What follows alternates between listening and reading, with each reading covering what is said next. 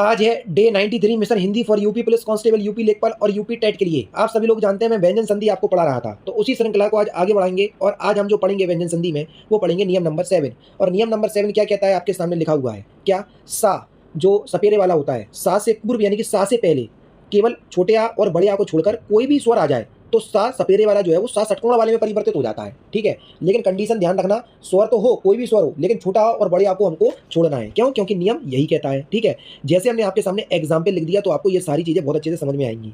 जैसे हमने आपके सामने लिख दिया सु प्लस में सुप्त, सु प्लस में सुप्त। अब आप देख रहे होंगे कि सा में जो मात्रा लगी हुई है वो छोटी ऊ की भी लगी हुई है। ठीक है, और यहाँ पर क्या है सा, तो मैंने यही तो पूछा है कि सा से पहले छोटा या बड़े आ को छोड़कर कोई भी स्वर आए तो सा जो है वो काय में परिवर्तित हो जाता है, सा षटकोण वाले में। तो ये जो सा है ना, ये दूसरा वाला सा, ये तो ऐसे ही कैसे रहेगा सु, दूसरा वाला सा काय में परिवर्तित हो जाएगा, सा षटकोण वाले में। तो ये क्या हो जाएगा, सुसुप्त। क्या हो जाएगा, सुसुप्त। नहीं आया है समझ में तो कोई दिक्कत नहीं है, एक बार और एग्जाम्पल मैं आपको समझा देता हूँ। जैसे हमने आपके सामने लिख दिया नी प्लस में सेध, क्या लिख दिया, नी प्लस में सेध। अब आप खुद देखो यहाँ पर आपको सारी चीजें समझ में आएंगी। नी प्लस में सेध है, नी में देखो काय की मात्रा है, आप बोलोगे सर छोटी ए की, सेध में क्या है सा, तो ये सा जो है वो परिवर्तित काय में हो जाएगा, सा षटकोण वाले में। तो ये हो जाएगा आपका निषेध, हो गया निषेध। जैसे हमने आपके सामने एक और एग्जाम्पल लिख दिया, जैसे हमने आपके सामने लिख दिया अभिषेक, क्या लिख दिया, सॉरी अभी प्लस में सेक, ये लिख दिया। अब आप खुद देखोगे तो आपको सारी चीजें समझ में आ जाएंगी। अभी में आप बोलोगे सर छोटी की मात्रा है अगेन, ठीक है, उसमें क्या है सा, तो यही है, ये सा जो है वो काय में परिवर्तित हो जाएगा, सा षटकोण वाले में। तो ये हो जाएगा आपका अभिषेक। क्या हो गया, अभिषेक। नहीं आया समझ में,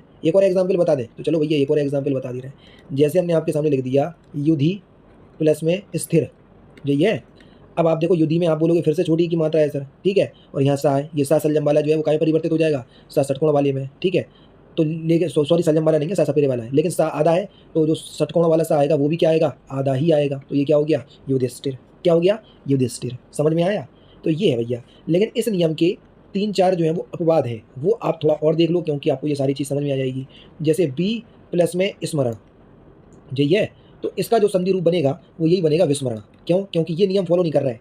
देखो बी में छोटी की मात्रा है और ये सा है तो षटकोण वाले में परिवर्तित होने चाहिए कायदे से, लेकिन ये नहीं होगा। क्यों? क्योंकि ये अपवाद है इसी नियम का। एक और अपवाद है अनु प्लस में स्वर, तो ये क्या हो जाएगा, अनुस्वर। क्या हो जाएगा, अनुस्वर। ठीक है, एक और है भैया आपका क्या, अनु प्लस में शरण, अनु प्लस में शरण, तो ये क्या हो जाएगा, अनुसरण। क्या हो जाएगा, अनुसरण। ठीक है, ये सारी चीज़ें जो है वो इसी नियम की क्या है, अपवाद है। तो आप अगर ये सोच रहे हो कि ये इसी के अंतर्गत आएगा तो अंतर्गत तो आएगा, लेकिन अपवाद नियम के अंतर्गत आएगा। ये तीनों जो मैंने आपको लिखवाए हैं, ठीक है, तो बस केवल 3 ही याद रखने हैं, बाकी तो नियम मैंने आपको बता ही दिया। ठीक है, तो ये आपका नियम नंबर 7 था, किसका, व्यंजन संधि का। तो कल एक और नियम रह गया तो उसको पढ़ा करके हम फिर कल ही आपकी विसर्ग संधि स्टार्ट कर देंगे। ठीक है, बाकी जो भी आपका डाउट है तो आप मेरे से कमेंट बॉक्स में पूछते रहिएगा। मिलते हैं फिर नेक्स्ट क्लास में, नेक्स्ट सेशन में। जय हिंद, जय भारत।